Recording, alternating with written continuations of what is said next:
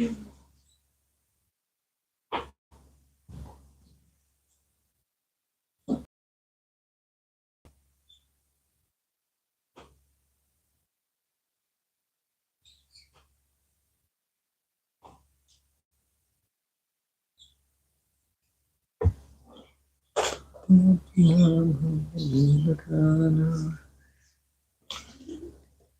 I'm going to say some prayers to the spiritual masters to help me say something.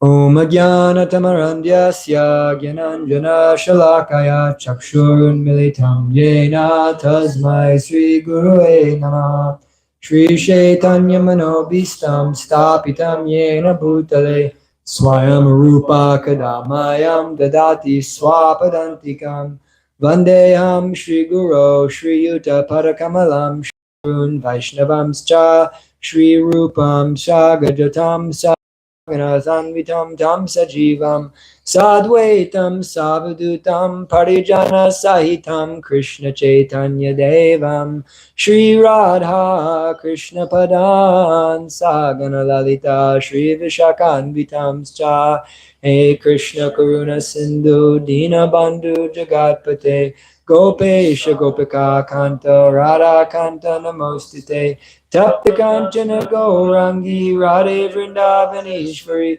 Vishubhanu Shuti Devi Pranamami Adi Priye Vancha Kalpatarabhyascha Kripa Sindhu Bhyevacha Patitanam Pavanebhyo Vaishnavebhyo Namo Namah Namo Vishnu Padaya Krishna Prishtaya Bhutale Srimate Bhaktivedanta Swami Tinamane Namaste Saraswate Devi Gauravani Pracharare Nirvishesha Shunyavadi Pashtacha Deshatarare Namastu Jivanandaya Dasaya Vanacharine Prabhupada Vallabhaya Singhasila Vanurine Ajnana Dvanta Brahmanam Pashtata Patitatmanam Jnana Gurute Chitarine Jaya Shri Krishna Chaitanya Prabhu Nityananda Shri Advaita Gadadhar Srivas Adi Gaur Bhaktavinda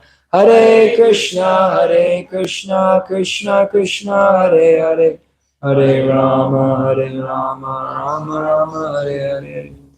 Go to the temple and make sure there's not someone looking for this place. I have a feeling. Anyways. Hare Krishna, everybody. So tonight I entitled the class Practical Spirituality because we wanted to discuss why Krishna consciousness is not a religion. If you came here, you're in the wrong place. That's definitely sure.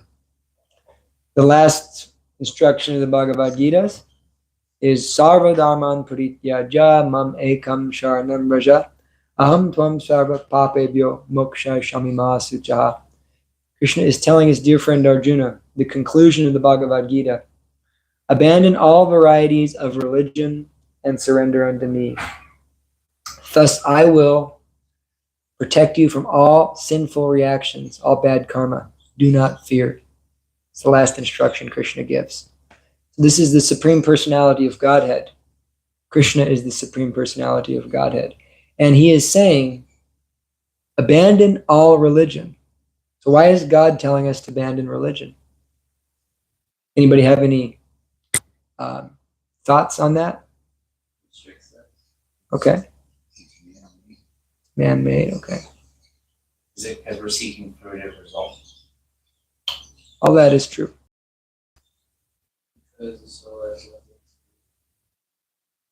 That's the answer I'm looking for right there. Religion is something we're born into. We say, I'm Jewish, I'm Catholic, I'm Hindu, I'm Christian. And the ultimate and basic spiritual realization is first and foremost understanding that I'm not this material body. Krishna.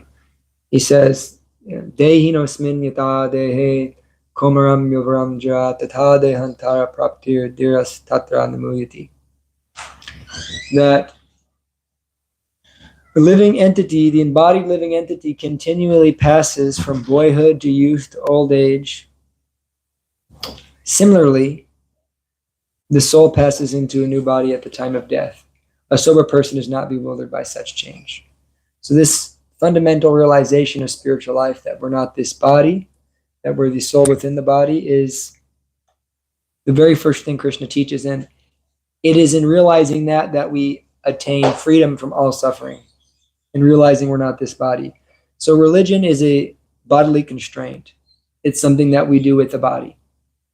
We identify with a certain religious group, and we act in such a way to maybe help us realize we're not this body, but most of the time to get some fruitive result, as Indupati Prabhu said. So Krishna is saying abandon all varieties of religion, because the soul is not Hindu or Jewish or Catholic. The soul is none of these things. And Buddha wasn't a Buddhist. Moses wasn't a Jew. Islamic. Krishna wasn't a Hare Krishna.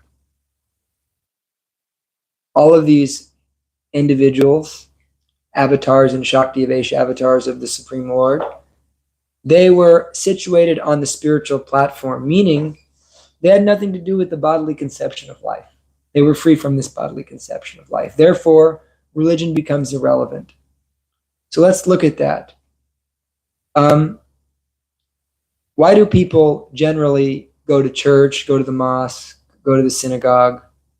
What is the reason? Can someone give me some reasons? We're going to hell. Okay, That's the big fear, one. fear. All right, that's a good one, yeah. Community. Community, yeah. Born into. It, just tradition, yeah. All those are great. Yeah, that's what I'm looking for. Yeah, so there's so many different reasons one may go to a mosque, a synagogue, a temple, a church. Fear is a big one.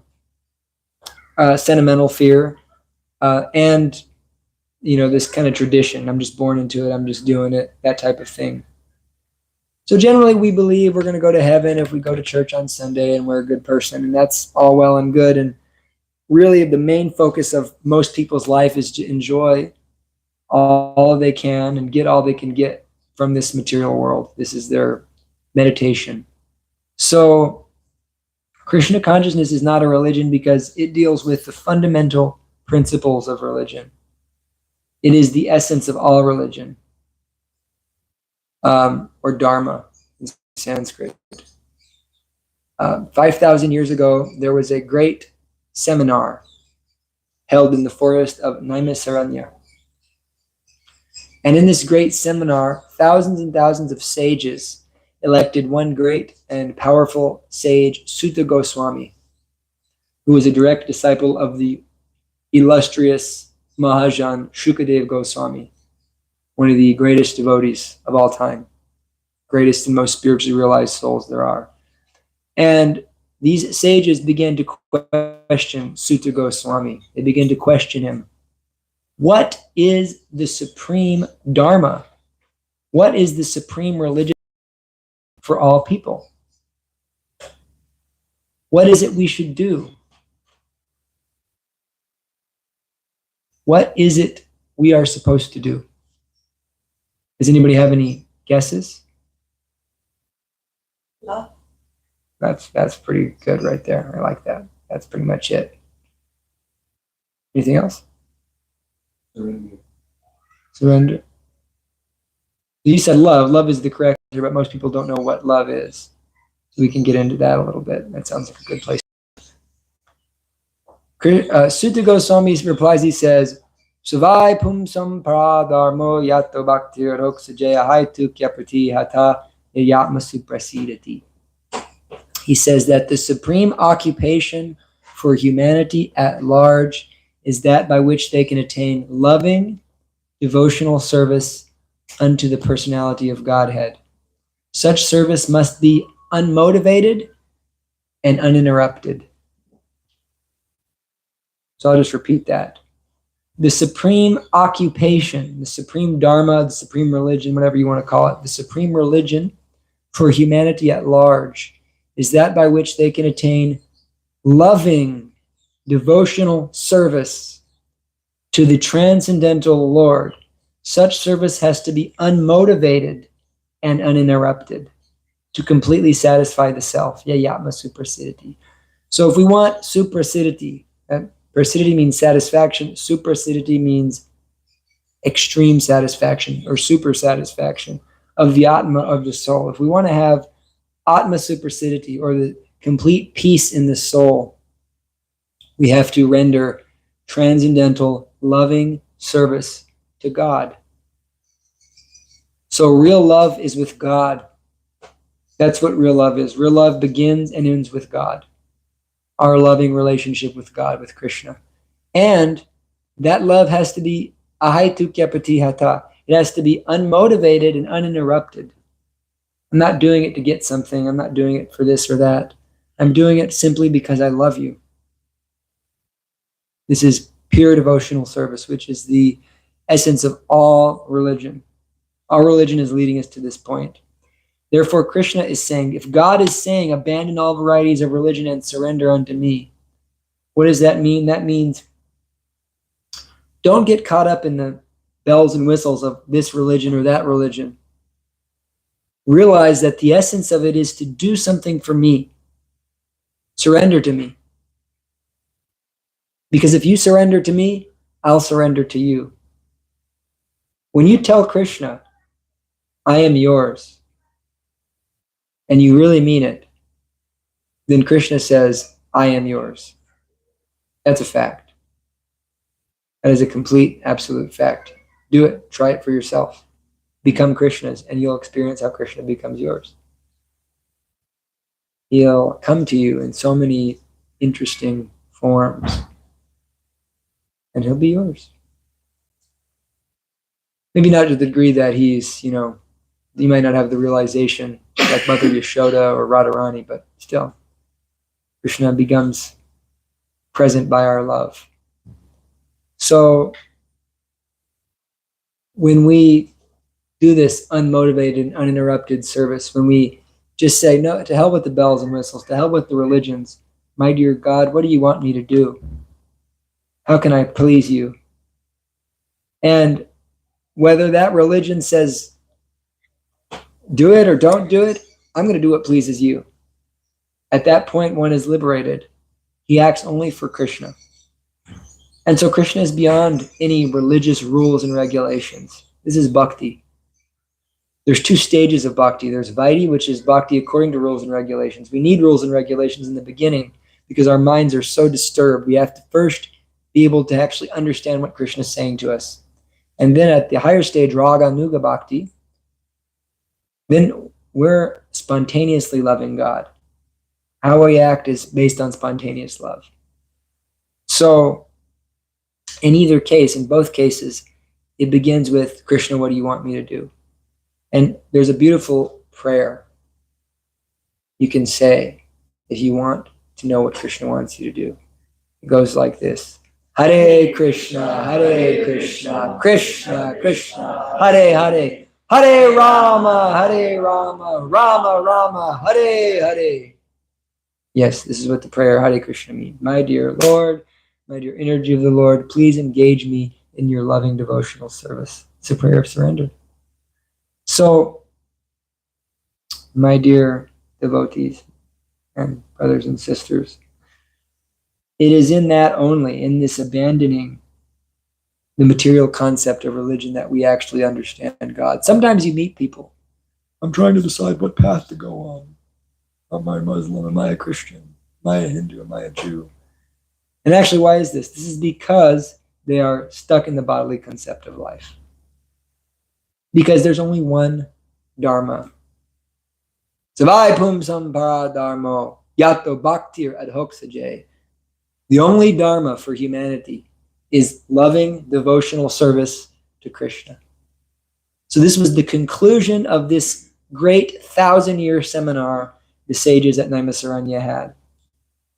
And in order to demonstrate this fact, the great Sutta Goswami began to tell a story that he heard from his spiritual master, Shukadeva Goswami. This story is called the Srimad Bhagavatam, which is the supreme most absolute, powerful, and wonderful scripture. It says in the Bhagavatam, one verse says, Krishna swadamopagate dharma jnana divisaha kalo nasta disammesa paranako dinoditaha. This Bhagavatam is brilliant like the sun, and it has arisen just after the departure of Lord Krishna to his own abode, accompanied by dharma and knowledge. This Bhagavat Purana will provide light to those who have lost their vision due to the dense darkness of the age of Kali. So this Bhagavat Purana is brilliant like the sun. What does the sun do? The sun dissipates all darkness in our consciousness. And it has arisen like the sun just after Krishna left the planet. Krishna went to his own abode. So Krishna left, but then Krishna came in the form of the Srimad Bhagavatam. That the Srimad Bhagavatam is Krishna himself. Every word is Krishna. Having a Srimad Bhagavatam in your house is Krishna. And reading the Srimad Bhagavatam is associating with Krishna every day. If you read the Srimad Bhagavatam every day, it is Krishna himself. And it is dissipating the darkness of ignorance that we have in this age of Kali Yuga. This is the age we live in, this age of quarrel and hypocrisy. So he begins to tell this story of the Bhagavatam. And it's a big story, and you can see it's 18 volumes, 12 cantos, so it's a long 18,000 verse epic Srimad Bhagavatam is. And so it begins by explaining this, you can say, how did it start? Sutta Goswami begins to talk about how did this conversation between his guru, Shukadev, and this king, Maharaj Parikshit, begin. So he tells of a great battle that took place. This is called the Battle of Kurukshetra. This is where the Bhagavad Gita takes place, also on this battlefield of Kurukshetra. And in this battle, many, many people died. 600 million people perished in the Battle of Kurukshetra. Of all time, in case you're wondering. 600 million people. 18 days. 600 million people wiped out. So, one group of brothers, the Pandavas, and another group of brothers, the Kurus, they began to fight because the Kurus were very evil. They were very, very heinous in their behavior. And so the Pandavas, these 5 righteous brothers, were the only people who can stop them. And the battle ensued. And the Bhagavad Gita took place right before, on the precipice of this battlefield. And after Arjuna was convinced by Krishna to fight, he began to fight, as his righteous, holy duty and service to God was to fight these demoniac beings. And at the end of the battle, the head of the dark side, so to speak, Duryodhana, he fought with Arjuna's brother Bhima, and they club fought. And eventually Bhima cracked his thighs, and he was finished. And so, as this was going on, one great general in that army was Drona Acharya. And he had a son named Ashvatthama. Ashvatthama was very beautiful, but his consciousness was not very good. He was demoniac, actually. And so out of envy and hate for the loss of the battle, in the middle of the night, he was going to go try to murder the 5 Pandava brothers. And so in the middle of the night, he stabbed. Unbeknownst to him, it wasn't the Pandava brothers, it was the children of the Pandavas. So these Pandavas, they were furious when they woke up. And there was one heir to the throne left who was in the womb of the wife of Arjuna, Uttara. The wife of Arjuna's son. The wife of Arjuna's son, Abhimanyu, Uttara. And so this was the last heir to the Pandava army. So the Pandavas, they went out to catch Ashvatthama to punish him for his heinous act. And Ashvatthama, in an attempt to kill the last heir of this Pandava army, he threw this Brahmastra weapon, which is like an atomic weapon. But it's like an atomic weapon that is focused. It's like a focused atomic weapon. And so he threw this Brahmastra at Arjuna and at the womb of Uttara to kill this baby. And because Uttara was a surrendered devotee of God, she began to pray to Krishna. And Krishna within the womb appeared to the baby within the womb and protected him from the weapon, the Brahmastra. And so this baby, he saw God in the womb. And therefore he was a very special child. And he was born. And because he was the remaining heir to the throne, the Pandavas won the battle. Ashwatthama was punished. He wasn't killed, but he was punished. He's actually still wandering around, believe it or not. And that's a different story. But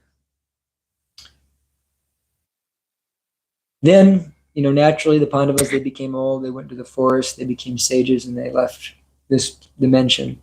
And this boy who was in the womb and who survived, he became king, and he became a great, powerful king, Maharaj Parikshit. And this is all being described by Sutra Goswami to these sages at this seminar, this spiritual seminar they're having. And Maharaj Parikshit was so great and powerful that everybody in his kingdom was happy. If someone had a problem at that time, because it was a pious world, it was a holy place.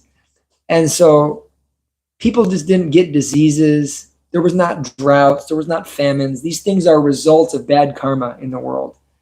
Natural disasters. This is all a result of our own group karma. We're doing a lot of bad stuff. You haven't figured that out yet. So at that time, there was no struggle. Everything was wonderful. And so if there was even a slight deviation, Maharaj Parikshit would come out with his army and he would squash such a deviation in his kingdom. And he began to notice that there were things awry in his kingdom.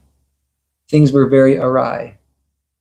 And so Maharaj Parikshit, like the sun, he came out of the palace with his horse and he rode to figure out what's going on. And he came across a bull. And this was no ordinary bull. This bull was Dharma personified, religion personified. He was the personification of religion in the form of a bull. And he noticed that a dark-skinned man dressed as a king had lopped off the legs of this bull. 3 legs he had lopped off. And so Maharaj Parikshit jumped off his horse and he kicked this king, but actually wasn't a king. He was a animalistic human being who was killing a bull ruthlessly with a sword. And Maharaj Parikshit was about to finish him. He said, "No, please have mercy on me. I'm not a king. I'm actually a great demon. I am quarrel personified." His name was Kali.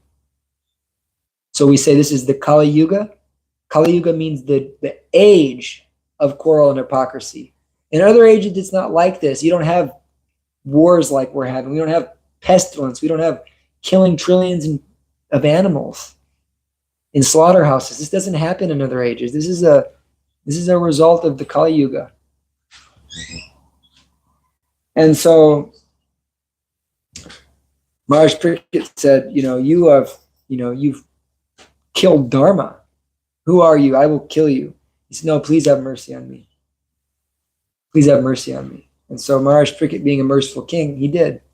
He said, "Then I banish you from this kingdom." And he said, "Where do I go? You rule the whole world. You don't just rule this earth, you rule the whole Bhumandala. Where do I even go?" So Maharaj Parikshit said, You can go where there's intoxication. You can go where there's the slaughter of animals. You can go where there's illicit sex. And you can go where there's gambling. These 4 places you are permitted to be. And he said, "My dear Maharaj, that doesn't even exist in your kingdom."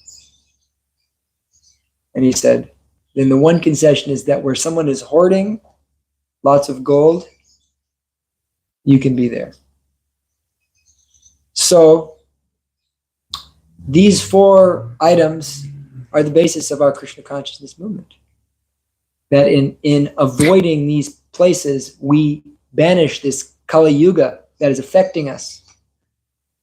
Because this bull Dharma, he has 4 legs. That means there's 4 religious principles. This is described by the great sage Sutta Goswami to the sages at Naimisaranya, at the spiritual gathering,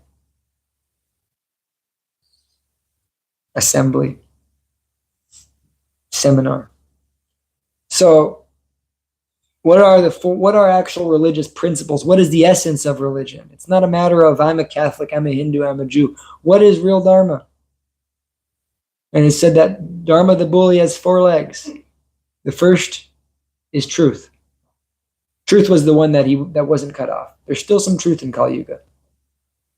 Oh, he's sawing it off pretty fast at this point. Mercy, austerity, and cleanliness. This is actual religion, folks. This is actual Dharma. This is not I'm Hindu, I'm Catholic, I'm Jewish. This is what is the essence? The essence is that a religious or godlike person, a person connected to God, develops mercy. He develops cleanliness. He develops austerity. And he's truthful. This is the real thing. So, why do we develop mercy?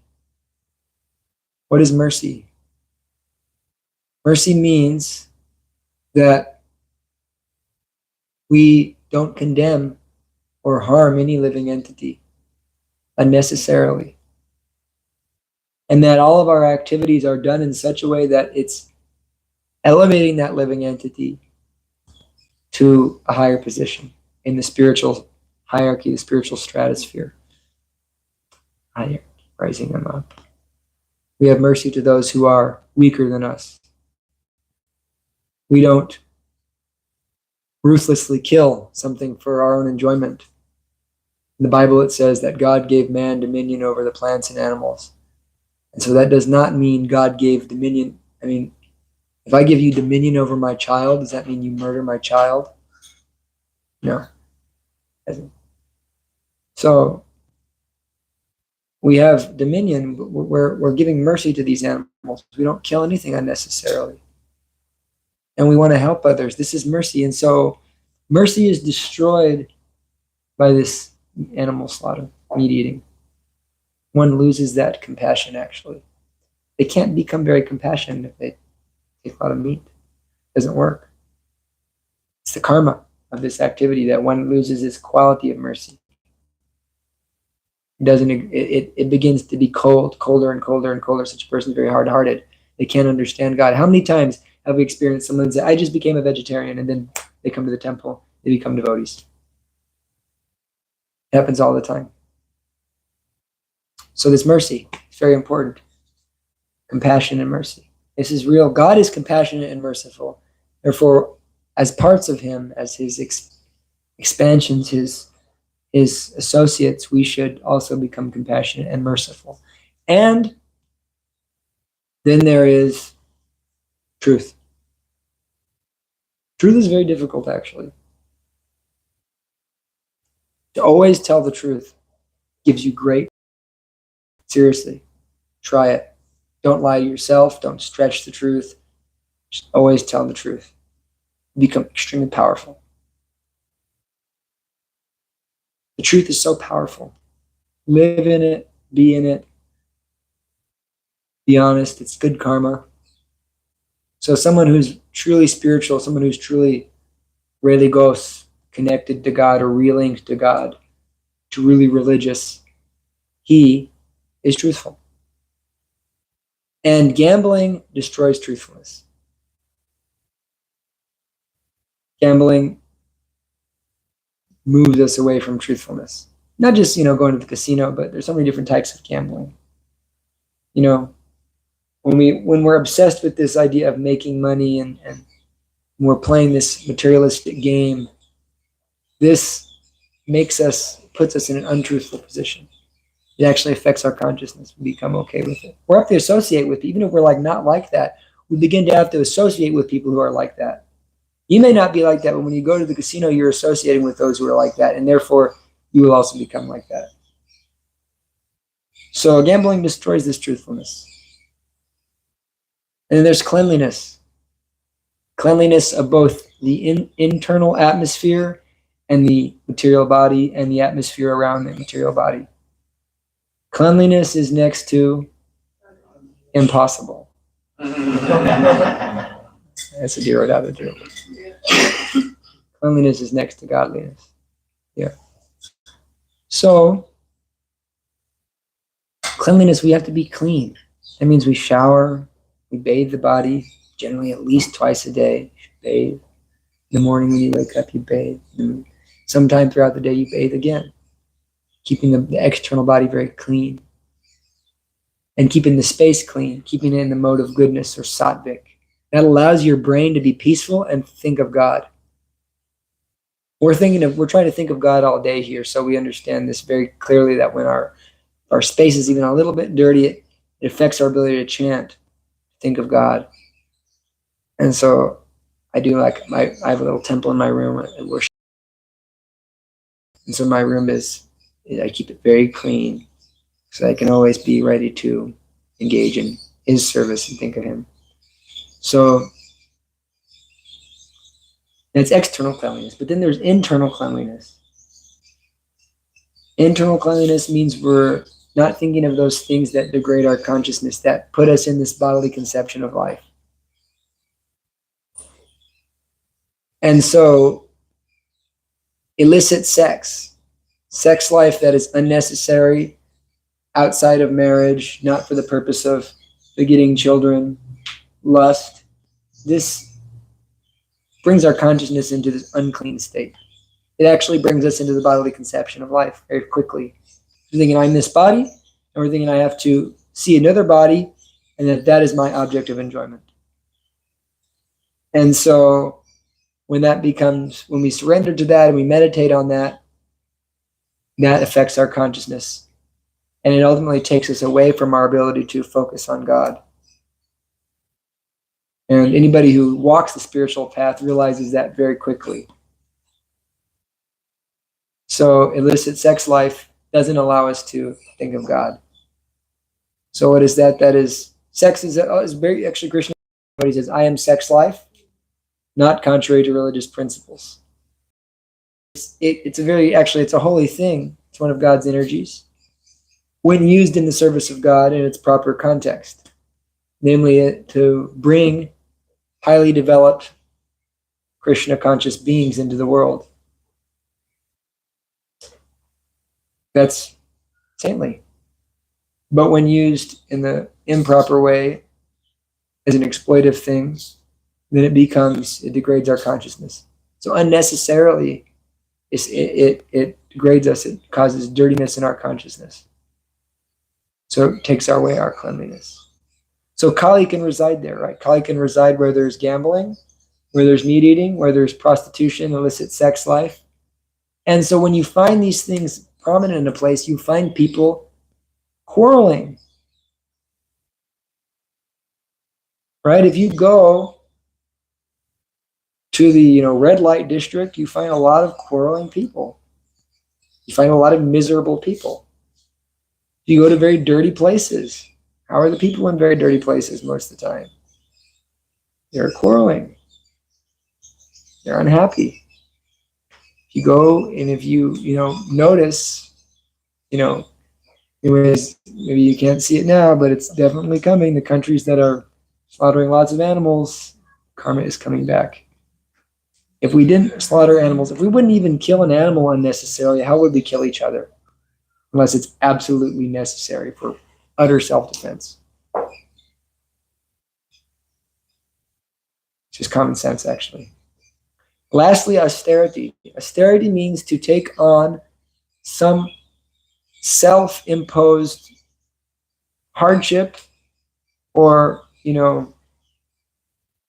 penance to realize a higher purpose.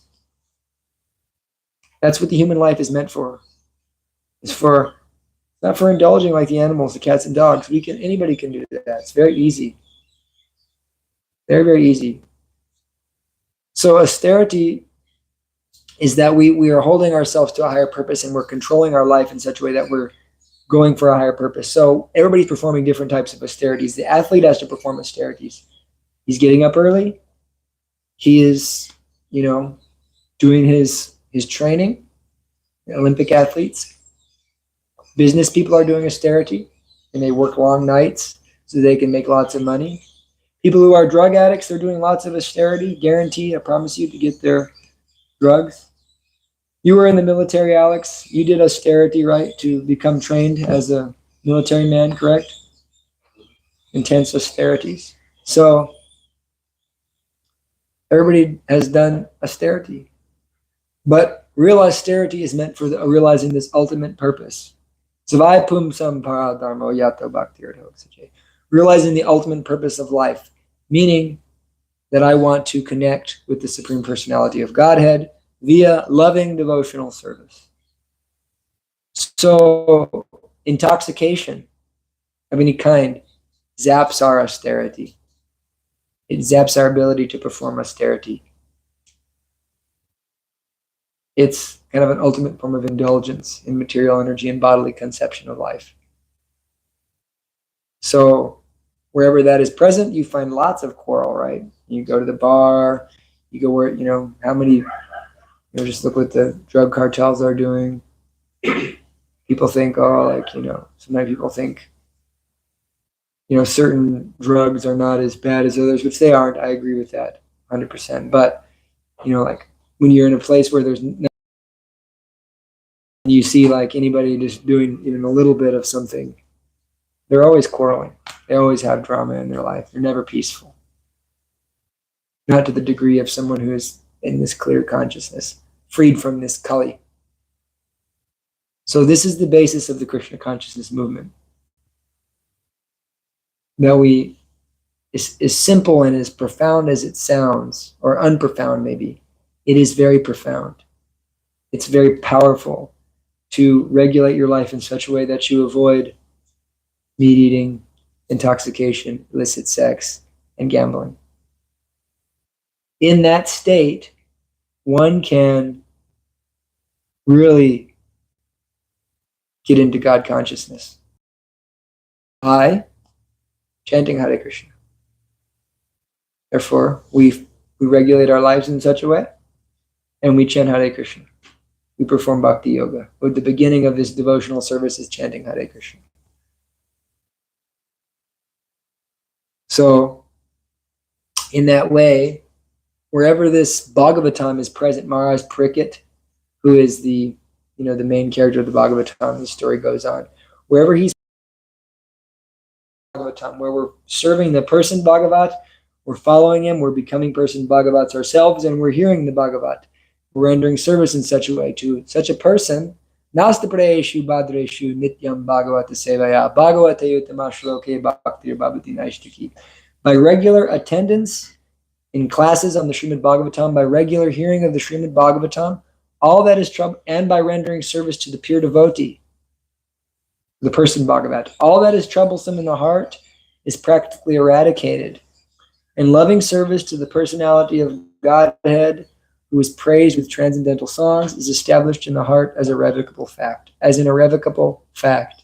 That means one will know God in factuality, there is no doubt about it, if we live the Srimad Bhagavatam. We can live the Srimad Bhagavatam. So the story goes on. Maharaj Parikshit, after dealing with this situation, he banishes Kali to these 4 places where there's intoxication, meat eating, gambling, and illicit sex. He banishes him. He goes out for a trip, and he becomes very parched. He becomes very thirsty. Oh, I'm very thirsty. Very, very thirsty. So then he sees a hermitage of a great sage, Shamaka Rishi, this great sage named Shamaka Rishi. And Maharaj Parikshit, he's the king. He's the emperor of the world. A big deal. Emperor of the world knocks on your door. I mean, if Joe Biden walked into the Krishna Cove, we'd be thinking, what the heck? But I mean, We'd certainly give him water. I don't know what I'd do. I'd try to give him a Bhagavad Gita, probably. Read this. Pray for some forgiveness. No, like, Mr. Biden, you're coming in the wrong way, Mr. Biden. You know, but so he's like, no one answers. He walks in, you know, I'm the king. And the sage is meditating. He's in trance. He says, can I have some water, please? Please, I'm very thirsty. Can I have some water? Sage is so entranced, Shamak is so in trance that he's not answering. So Maharaj Parikit's saying, I'm very thirsty. Please give me some water. Please, I'm begging you. And Shamak Rishi was just in trance. He was meditating on God in his heart. And so Maharaj Parikit became very furious. For a split second, he had kind of a, you know, angry moment. And he picked up a dead snake and he garlanded that sage, the dead snake. You generally garland to saintly people with flowers. He gave this sage a garland of dead snake. And he walked out and he thought to himself, man, that was not right. You know, that was just stupid, you know. But via mystic vision, this sage's son, Shringi, he thought, oh my God, he was able to tell this foolish king dare garland my father with a dead snake, his disrespect. I'm going to curse him. I curse him to die in 7 days by the bite, aka a dragon. No, it's not a dragon, it's a snake bird.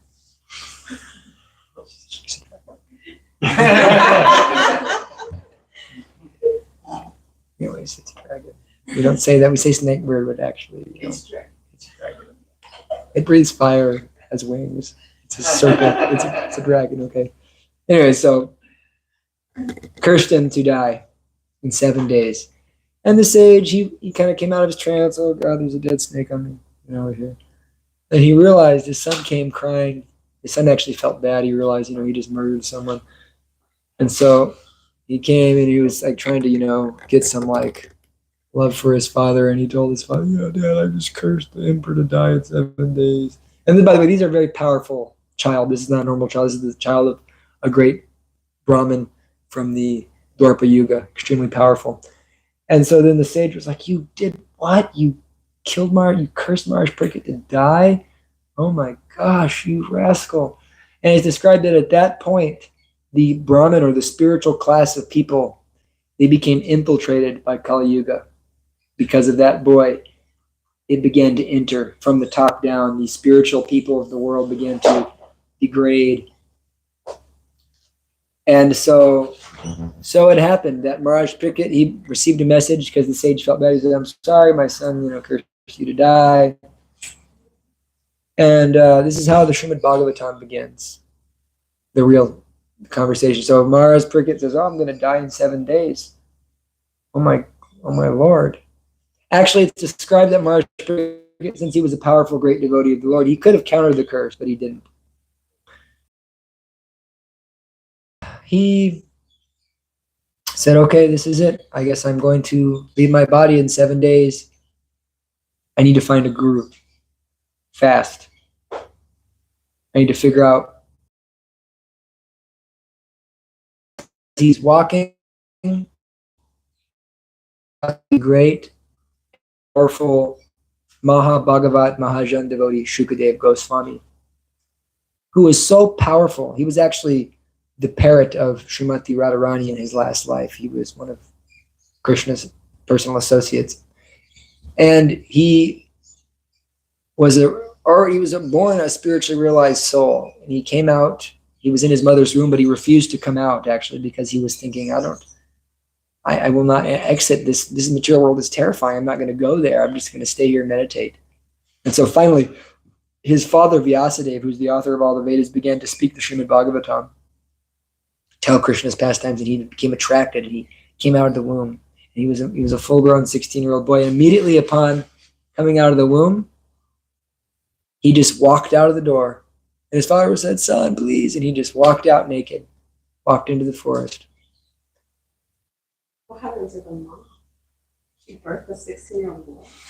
Yeah, these are extremely powerful spiritual incarnations of God. They have actually in the heavenly planets, the demigods, they the enjoyment is the same. Like on all the planets, there's different types of enjoyment. And sexual enjoyment is a powerful enjoyment in the material energy. But in the material world, it's kind of complicated, especially for the human form of life. It's like there's a lot of that goes into it. And so it's not actually very enjoyable. Of course, it's never ultimately enjoyable on the spiritual platform, but in the demigod world, when they have a child, the child doesn't go through puberty and go through all. He actually comes out and then immediately takes the form of his adult form, and he stays that age until just a few months before death and then dies. That's the karma. These types of bodies are like that. So is that why Krishna is only 17? Well, Krishna is in a different category. He's God himself, so he's Nava Yovanam. He's always youthful, forever. He never isn't in a beauty. His form is not a material form. He's not born like the the demigods from any type of lust or material contact whatsoever. Different category. But the demigods are like that. They're very beautiful, but they also die. Krishna never dies. He's always eternally that way. He's eternally Navayovana. And he actually does come out apparently, because he has pastimes. Most exciting thing going on right now. The newest and most exciting thing going on is Krishna. That's absolutely fact.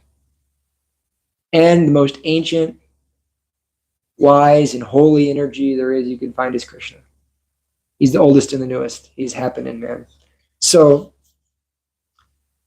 he came out, he walked into the forest, his father chased him, son, please. And he described he was so pure in his heart. He walked down by the Ganga. And in the Ganga in India, there's places where women bathe, the men aren't allowed there, and there's places where men bathe, women aren't allowed there, bathing guts. And so he walked right through the bathing gut with the women, and they were naked and bathing. And when they saw him, they didn't even cover themselves, because they can see he had such innocent energy. They can see that he is so free from lust, so free from the bodily conception of life. He's completely like a child, like a baby. He was so pure and innocent. And then when the father came, the girls immediately covered themselves because they can tell he's not on the same level. Of course he was, but for the purpose of pastime, it was happening. So then he met with this king who was trying to find a guru. They met, and the question was asked, the very famous question was asked. What is the duty of a man about to die? Who should I hear about? What should I chant about? What should I do? And thus the Srimad Bhagavatam begins. One should hear about, glorify, and praise the Supreme Lord unflinchingly. This was his answer. And to demonstrate this point, Shukadev Goswami spoke for 7 days and 7 nights while Maharaj Parikshit listened. And that is what you see in this whole Srimad Bhagavatam. 7 days and 7 nights, the conversation between them. And Shukadev Goswami is elaborating beautiful pastimes of Krishna's love that culminate in the 10th canto, where Krishna is revealing his beautiful, loving pastimes to his devotees. The highest spiritual realization is discussed. This Bhagavat Purana is brilliant like the sun. It gives full realization. Everything is there. It's the ultimate spiritual encyclopedia. So this conversation goes on. And on the 7th day, actually, interestingly enough, all the demigods and the sages, they were able to understand that Maharaj Parikshit, the great saintly pure devotee king, was having a conversation with Shukadev Goswami, the Mahabhagavat of spiritual teachers. And so they all appeared. All these great saints and sages appeared to hear, including Sutta Goswami at the beginning. They appeared to listen to this conversation between Maharaj Parikshit and Sukadeva Goswami. They appeared to listen to this conversation. And this is fantastic explanations of everything you could possibly want to know in spiritual life, culminating in this 10th canto, this who is the personality of Godhead. And so the personality of Godhead is none other than Krishna. And so the 10th canto of the Bhagavatam deals with the pastimes and the activities of Krishna. Krishna's pastimes and activities are the sweetest and most relishable. And one who dedicates themselves to hearing these pastimes, Krishna says, Janma karma chame divyam, evam yo beti tatvata tvaktva deham punar janma naiti mameti sarjuna.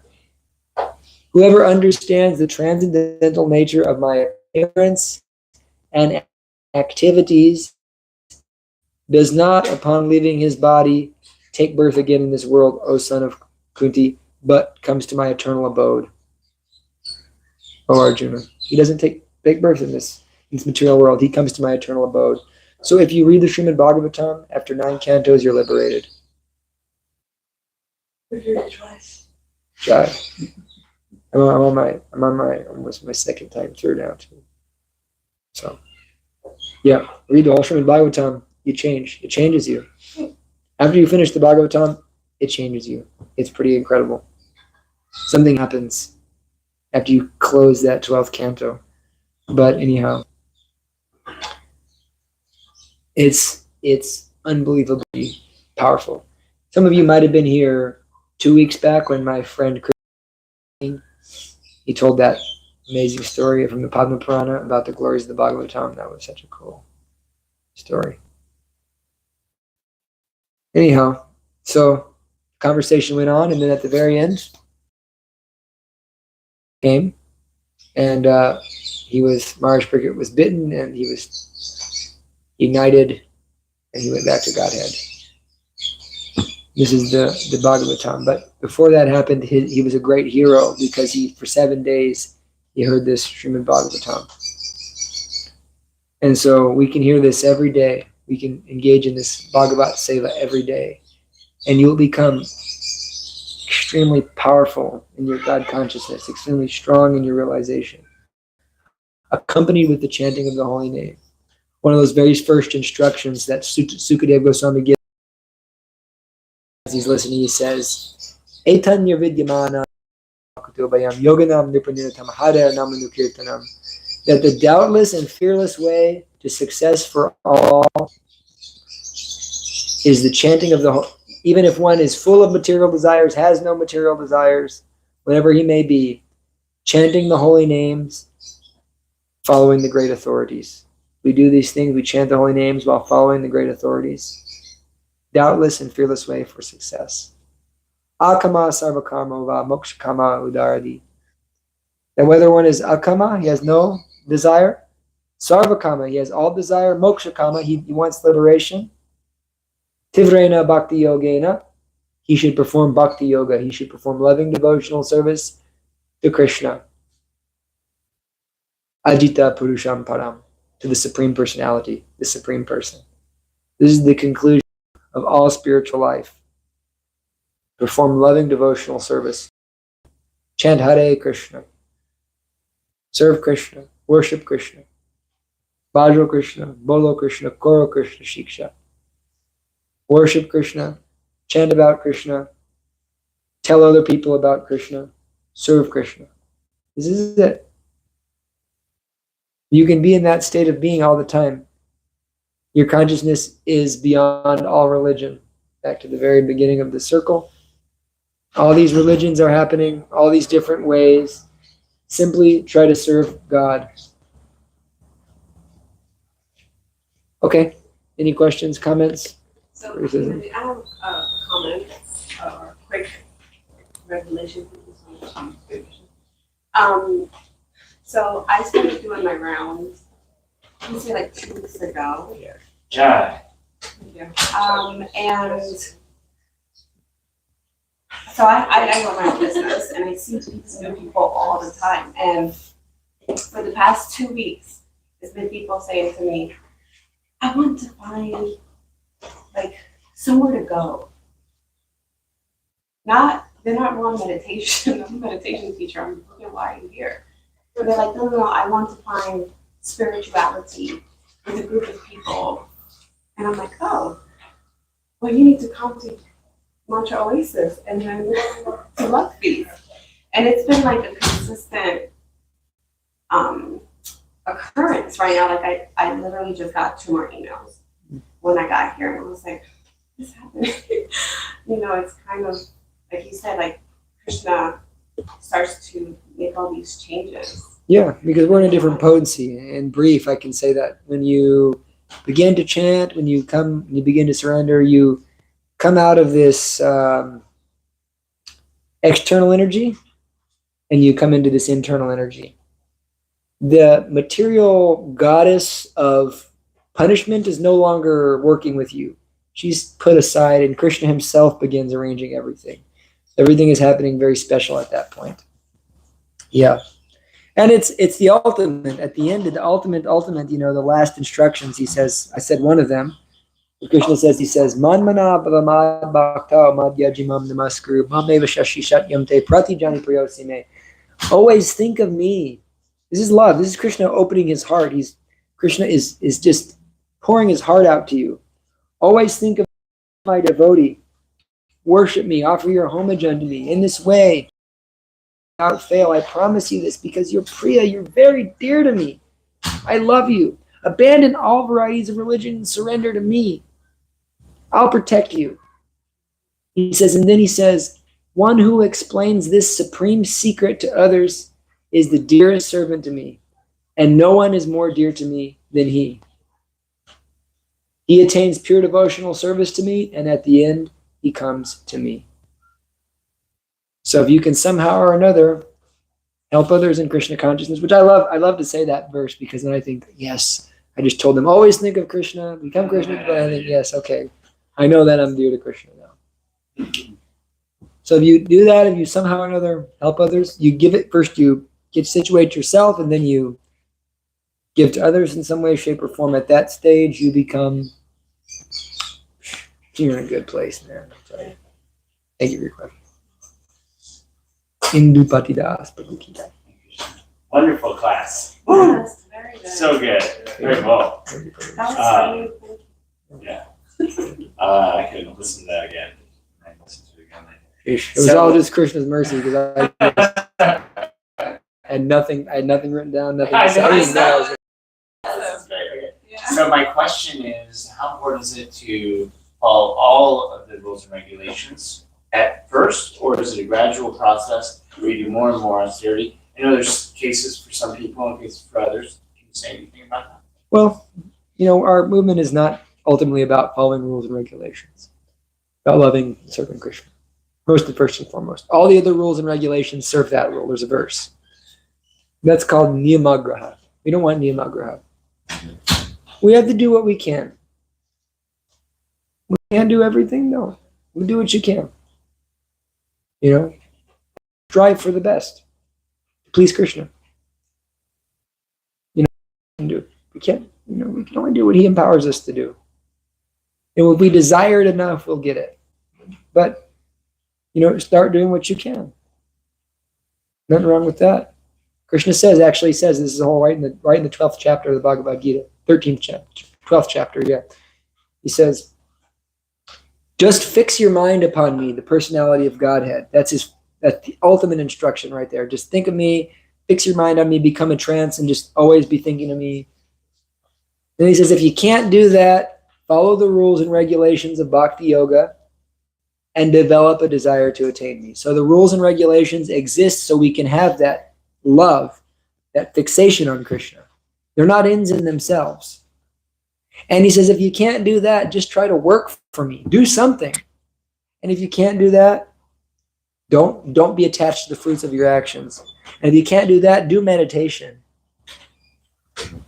And you can't do that, give some charity, do something good for others. But the highest thing is to just think of Krishna all the time. But if we can't do that, we follow these rules and regulations so that we can attain that. That's what helps us attain this state of being. Any other questions, comments? How does one know that he's crossed the stage of social regulation? How do you know you come to that level of avoid emotional service? Well, when you feel it in your heart and you have unalloyed devotional service in your heart, but even at that stage, you don't stop following rules and regulations. A Raganuga Bhakta and a Vaidhi Bhakta look exactly the same. You can't tell the difference, but one is in, because actually out of love and service, most of the time, not all the time, there's exceptions like Avadhuts and different, Lord Nityananda. We don't got to get into Lord Nityananda, but actually we should all get into Lord Nityananda. I mean, there's but not tonight. Just think of Lord Nityananda. He'll do everything for you. Anyhow, most of the time, like a Raganuga Bhakta, he just looks like a normal bhakta. He's chanting in the kirtan, he's chanting around, he's worshiping the deity, but he's doing it all out of ecstasy. When he closes his eyes, he sees Krishna and Subal and Sridham and Radharani and Govardhan Hill and Mother Yashoda and Nanda Maharaj and Kutila and Jatila. He sees all of them. He sees Krishna's cows, and he frolics with Krishna in his heart. So if you close your eyes and you see that, then you can understand that you're on the Raganuga platform. But still externally, you just look like a normal, you're setting an example for others. Srila Prabhupada, of course, was on that level. But Prabhupada was a perfect sadhaka. And so were the 6 Goswamis. They were perfect sadhakas. There are exceptional avadhuts like Vamsidas Babaji Maharaj and like Sure. Gorkishore Das Babaji, even though he still was pretty like sadhaka, he's just chanting. But like, Vamsidas Babaji, obviously like punishing his deities and different things like that. Based on what you were saying earlier about truthfulness, cleanliness, and the principles, if you have that spontaneous love, then you follow those principles because that's what aligns. Sometimes you may not, in different occasions you may not. I mean, for someone who's on that level, like, there's places where like, sometimes a pure devotee may do something like seemingly opposite, but they're on such a high level, we can't really understand that level, like the level that, so generally, even if someone's on that level, they still follow. Because yeah, that's right, because they have to be, just to give mercy to us, they're showing example. Like it goes from like I have to into I get to. Yeah, like there were times, like Lord Nityananda, like of course everything he does is merciful, but on the external, if you're looking at it, like when he went in the Buddhist temple, he saw the Buddhists meditating. What did he do? He kicked them in the head. He just came up and kicked their head. And so they go, oh my God, Lord Nityananda. So, Arjuna was breaking all kinds of regulative principles. Really, he was. I mean, he was killing his guru. And that's pretty, it doesn't really get more breaking regulative principles than that, but he was literally seeing the personality of Godhead outside his heart, telling him, do this. So someone who's on that platform, everything they do is mercy, even if they're apparently not, but they're on that raga platform. But generally, and for the most part, anybody on that platform follows rules and regulations. So, can I say, I don't remember his name. The guest that we just had from India. Padmanabhan. Yeah, he was really impactful in that state. Because, like, I was raised Catholic, whatever. Me too. And I was rebellious. I was like, I'm not going to follow the rules. Yeah. I'm like, I'm not going to do what they're saying. And he spoke on how we as people are like, I'm not going to follow these principles because I want to be free. Free from what? The suffering that you're continuously feeling, because you're trying to like break away from, you're trying to follow the continuous pain instead of